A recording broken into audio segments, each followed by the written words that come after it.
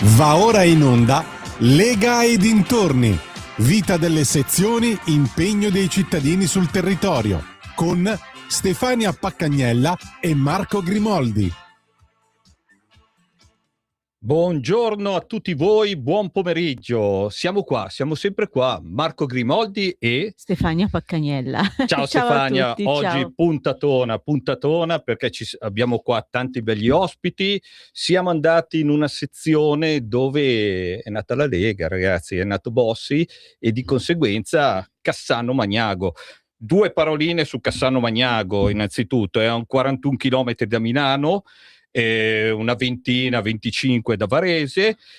Cassano Magnago ha origini antiche, pensate anche i Celti, basta pensare alla civiltà di Golasecca. Il nome deriva dal gallico Cassano, che vuol dire quercia, e Magnagus, campo. Più o meno a Cassano ci sono un 20.000 abitanti e un centro industriale e artigianale. Io non voglio togliere spazio agli ospiti perché comunque siamo in tanti ed è giusto dar voce alle sezioni come è giusto che sia. Certamente. Però presento. Perfetto. Presenta. Allora, presento Giorgio Gabbiani, che è il segretario della Lega di Cassano Magnago. Presento il signor De Franceschi, che è il fotografo storico. Tante storie c'ha di fotografie, sì, infatti, questo personaggio. È per questo che stringo. Stringiamo perché... E poi Massimo Temporiti, che è consigliere comunale a Cassano Magnago. E poi avremo anche una sorpresona, sì. E in linea ci abbiamo, indovina chi c'è? Dimmelo un po' tu. C'è l'uomo che sussurra il microfono. Poi lo sveglione che fa Drin Drin, la ruffa popolo e tutto un magnamagia. Arriviamo al razzista nome. in senso buono. Chi è mai lui? Sammy Varin. Esagerati. Sammy, me le fai a te le presentazioni, e quindi lasciami che adesso sono io dall'altra parte, quindi ti presento te. Ciao Sammy. Ciao, grazie e un caro saluto naturalmente ai tuoi importantissimi ospiti. Da parte mia soltanto la benedizione per un programma così importante. Minchino, Sammy, dai, vai, dammi la benedizione. Lega e dintorni, ma soprattutto, signori, un avvertimento: stiamo parlando della Betlemme della Lega, dove la Lega è nata, è cresciuta, la città che ha dato i natali a Umberto Bossi, una sezione, quella di Cassano Magnago, da collezione. Per cui l'appuntamento per tutti voi, signori, è ad esempio semplicemente su Facebook, cercando Lega Cassano Magnago e magari chiedendo la tessera della Lega di Cassano Magnago, perché è una sezione da collezione che non può mancare assolutamente al leghista, quello storico, ma anche quello che si è appena avvicinato alla Lega e che comincia a conoscere la storia della Lega. Buona trasmissione a tutti voi e alla prossima. Grazie mille Sammy. Grazie Sammy. E per finire abbiamo un altro personaggio in linea. Sì. Te lo lascio a te presentarlo, dai. Tra l'altro anche un bel ragazzo, il sindaco Andrea Cassani, che è anche il segretario della sezione, del segretario provinciale di Varese. Ciao Andrea. Ciao a tutti, grazie mille per il bello e per il ragazzo. Quindi te l'ha detto una donna, non te l'ho detto io, Andrea. Complimenti, ma li prendo e li porto a casa. Buona giornata anche a tutti gli ospiti di studio, Massimo, Giorgio, Giuseppe, grazie a te, ovviamente Marco. Ti sei dimenticato di ringraziare la Stefania, scusami, ma Andrea. Ovviamente l'ho ringraziata per i complimenti, ci mancherebbe altro che non ringrazio Stefania. L'ha detto Sammy poco fa, Cassano Magnago è la Betlemme della Lega, è una sezione storica e quindi sono contento che ci sia spazio per chi porta avanti sul territorio le battaglie della Lega, anche lì a Radio Libertà da voi. Ma certo, ti ringrazio Andrea e adesso lascio la parola al segretario. Grazie del tuo contributo, grazie mille infinite. Andrea. A voi. Ciao Andrea. Partiamo col segretario di sezione. Io giro il microfono e lascio parola. Ok. Parlaci un po' della tua sezione. Allora, una sessione un po' complicata, insomma, nel senso che ha tante storie dietro e quindi merita rispetto. Io ho cominciato con la Lega ai tempi di Domenico Slenghi, ho fatto 2 mandati come assessore durante i loro mandati come amministrazione, abbiamo fatto tante cose che oggi sono davanti a tutti. La Lega ha costruito Cassano e ha lasciato ai cittadini una città diversa. Poi abbiamo avuto il nostro Aldo Morniroli sindaco, ma già in coalizioni, no, come monocolore, e anche lui ha dato il suo contributo. Quindi è una città dove la Lega, diciamo, è nata, cresciuta, poi ovviamente per i problemi che conosciamo tutti abbiamo avuto momenti di calo, però comunque nelle ultime europee abbiamo fatto il 22% come elettori, quindi c'è questa base leghista che esiste, che stiamo tentando di riscoprire con i gazebo e con la campagna elettorale che comincia, perché l'anno prossimo andiamo a elezioni. Bene. Con altri importanti comuni come Gallarate, Busto e Varese, e tentiamo di continuare a seminare per la Lega. Adesso venerdì abbiamo il primo gazebo al mercato per cominciare con la campagna del referendum, poi avrà un altro il 27 sempre con la stessa campagna, per poi a marzo fare la gazebata che ci ha chiesto il federale, che faremo tutti. Quindi il lavoro del segretario è un lavoro un po' così certosino, perché deve andare a in qualche modo fare un lavoro doppio, sia come segretario che si deve occupare della parte amministrativa e come appoggio al consigliere, che in questo qua è Massimo, che è quello che soffre, perché è dentro il consiglio comunale, è quello che si becca tutti i commenti assurdi delle opposizioni, ma in realtà è l'unico che interviene all'interno del consiglio comunale, perché abbiamo una maggioranza monocolore che la racconta, diciamo, la scrive e la canta da sola. Quindi Massimo quello che fa è un lavoro certosino di analizzare tutta la documentazione che emette il comune, tentando di andare a puntualizzare in consiglio comunale gli errori che commettono questi qua, che comunque loro non riconoscono, però non fanno mai errori loro, sono gli altri che capiscono male, capiscono male tutto. Esattamente. Ma comunque diciamo che ho avuto la fortuna di avere un consigliere che è molto tenace e che toglie tempo al suo lavoro, perché anche lui è un imprenditore e dedica tanto tempo alla Lega, che lui comunque non si lascia stare e mi segue, lavoriamo molto in connubio. Oggi per esempio, quando abbiamo finito qua alle 6 abbiamo una commissione bilancio e andremo insieme. Vabbè, insomma, non è... Guardate, io vi dico una cosa del signor Giorgio, che l'ho conosciuto, è venuto qua con 2 bei libri, 2 libri antichi che chi conosce il territorio viene proposto su queste con foto, documenti storici e via dicendo. Se siete lì vicino a zona Cassano si può dire a 4 passi da Milano, o comuni, andate a vedere questi libri, che poi questi personaggi che abbiamo qua in sede, qua alla radio, vi parlano anche di tutto il territorio e vi fanno vedere, non dico la roba vecchia, perché la roba vecchia è sempre una storia, la storia di Cassano.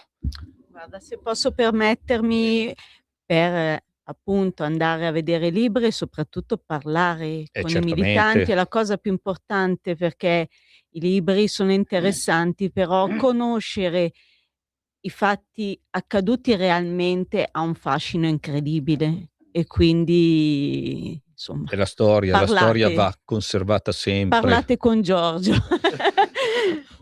Passiamo a Massimo. Allora, sì. Sono anch'io in minoranza, quindi so cosa vuoi. Quindi, buon pomeriggio a tutti. Quindi Stefania, mi puoi comprendere cosa vuol dire essere in minoranza, perché poi è corretto dire minoranza, perché generalmente si dice opposizione. Noi siamo in minoranza. Cassano Magnago poi è anche stato definito un laboratorio politico, e per dire una particolarità un po' strana di Cassano è che noi come Lega siamo in minoranza assieme a Forza Italia, mentre abbiamo Fratelli d'Italia in coalizione in maggioranza al governo con 2 liste civiche. Quindi È una situazione, come è stata definita quella di Cassano, un laboratorio politico. Siamo qui a testimoniarlo. Io sono consigliere dal luglio del 23, quando sono stato surrogato succedendo a Luca Renna, e quindi mi sono dovuto fare un po' le ossa studiando e soprattutto avendo a cuore, e quello che dico sempre, sul territorio ti devi impegnare per il bene della tua città. Io sono cassanese di nascita e quello che noto, e Stefania sicuramente potrà confermarlo, è questa vezzo italiano di non ascoltare le minoranze. Io studio molto, ho dovuto studiare molto, perché un conto è appassionarsi alla politica e ai fatti cittadini, come si usa dire, da bar, e un conto è avere la responsabilità di essere consigliere capogruppo e quindi partecipare, essere commissario nelle commissioni più importanti, bilancio, territorio, capigruppo, e quindi non puoi arrivare impreparato. Uno, perché caratterialmente non lo potrei mai fare. Due, perché è la responsabilità dell'unico grande partito rimasto in Italia. E quindi la fatica è proprio questa, di essere da solo, ma di scontrarsi contro questo nuovo modo di fare politica, che è erigere muri, no? Muri di gomma tout court, senza spingersi, avere l'umiltà di raccogliere quello che di buono può comunque esprimere un consigliere di minoranza. E quindi sono un po' queste le cose che posso dire come esperienza su Cassano. Il laboratorio politico e questa situazione, appunto, che rientra nel laboratorio politico particolare, di avere un alleato nazionale dall'altra parte della barricata, sono cose un po' particolari. Con Giorgio e con i membri della sezione stiamo comunque facendo un lavoro, perché ecco la particolarità che ha sottolineato Giorgio: nelle amministrative del 22 la Lega è riuscita a recuperare un 9%, l'anno successivo alle europee 22%, no? Quindi è segno che la Lega c'è sui temi importanti.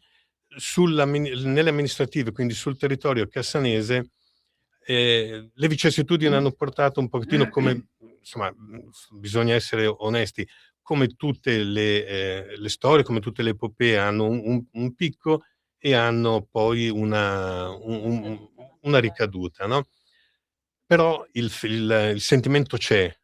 Cassano è la Betlemme della Lega, e quindi noi lavoriamo sodo per il bene dei cassanesi e per la Lega, che, ripeto, è una cosa che non sempre passa, o perdonatemi, sicuramente in Radio Libertà passa, ma la Lega è l'unico partito che è rimasto in Italia, no? Certo, Perché gli è altri più vecchio, il movimento, è più vecchio, sì, il no? movimento. Esatto, non è esattamente un partito, ma è il movimento più antico, più antico della legislazione in Italia, proprio perché gli altri sono partiti, hanno cambiato nome, eccetera.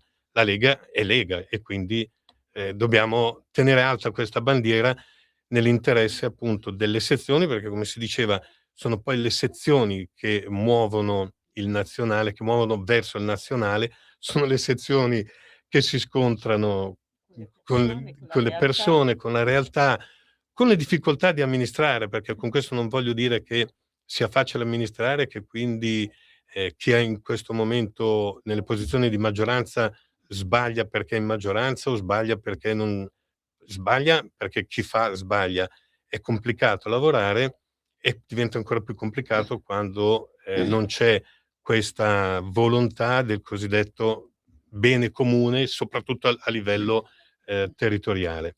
Massimo, a me piace una cosa di te, e ti auguro nelle prossime elezioni di andare su a governare il comune. Tu hai detto due cose: uno può sbagliare, però sento in te una preparazione, cioè uno che si mette lì, magari non so se sei sposato, hai figli, Sì. magari dedichi un sacco di tempo a prepararti i tuoi interventi, a prepararti in comune tante di quelle cose, ma alla base c'è sempre il sapere, il voler cercare la cosa che può aiutare un comune. Poi ovvio tu sei di Lega, il PD o le liste non gliene frega niente, però questa qua è la base che la Lega, vedo tanti amministratori, si sono sedute tante altre persone, ma è il studiare, il sapere. Questo qua lo ritengo una cosa molto importante. Puoi dirmi qualcosa, stavi? Sì, tieni presente che Massimo scarica più o meno 270-300 documenti alla settimana Sì, che arrivano dal comune. Questo va smistato e evidenziato, e ne parliamo insieme per vedere le opinioni, eccetera. E quindi è un lavoro proprio di certosino, che solo quello che lo fa riesce a capire qual è l'impegno per fare questa cosa. Giorgio, però la squadra porta una vittoria. Certamente. Poi uno può essere frainteso da tutti, può sbagliare tutto, però c'è dietro un lavoro. Cioè io vedo anche dove siamo noi, cioè anche lì c'era una storia, c'è un cercare le notizie, c'è da verificare anche la virgolettina, perché tante volte la frase viene letta in un'altra maniera. Però ragazzi, la Lega è capace di farlo. Noi crediamo in questo. Io personalmente sono 30 anni che seguo la Lega, che sto dietro la Lega, quindi figurati.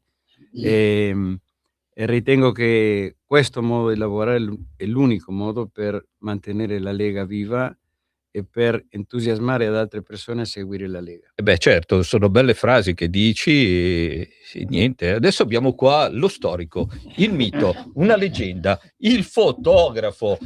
Potete vedere, chi ci vede in Facebook vede tutte le foto che stanno passando. Io penso che questo signore De Franceschi avrà a casa, non lo so, dalla diapositiva al video 8 alla cinepresa, avrà armadi di fossi, di foto. E dico una cosa, lui abitava a pochi passi, avrà giocato in calzoncini corti con Umberto Bossi, avrà giocato a biglie, avrà fatto...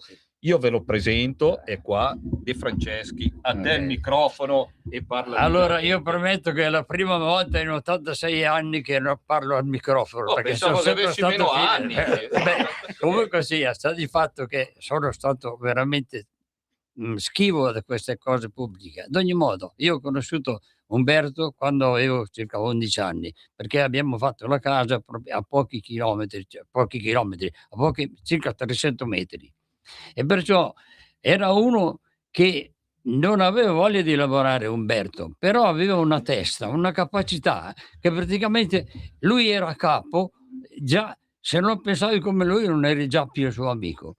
Squattrinato come sempre, da figlio di contadini, però riusciva a convincere la gente. Pensare che praticamente descrivere Umberto Bossi da giovane e anche dopo ci vorrebbe un'enciclopedia. Comunque, considerando che lui era un capo, alla fine, diciamo così, ha cercato di fare anche delle canzoni, ebbero sconforto e poi le ha portate a Roma e praticamente poi si è stancato e è venuto via. Lui aveva una potente voce, però un po' sgraziata, ma potente. Ad ogni modo poi si è messo agli studi, a Galarate, poi alla fine, diciamo, aveva intenzione di fare il medico. Infatti a Pavia si è iscritto al medico. E lì così praticamente sembrava che dovesse diventare medico, se non che quello della Val d'Aosta ogni tanto gli portava dei dépliant, perché lui era squadrinato come tutti gli studenti dei tempi, e praticamente gli portava dei dépliant da dare in giro, eccetera. Lui alla fine si dava da fare, perché era uno che praticamente riusciva a convincere la gente. Poi manifesti, diciamo così, dépliant, insomma. Sta di fatto che poi quello della Val d'Aosta è morto, lui si è trovato con dei debiti, perché quando quello della Val d'Aosta veniva gli dava i soldi, però anche se non veniva anticipava lui con i vari volantini in giro.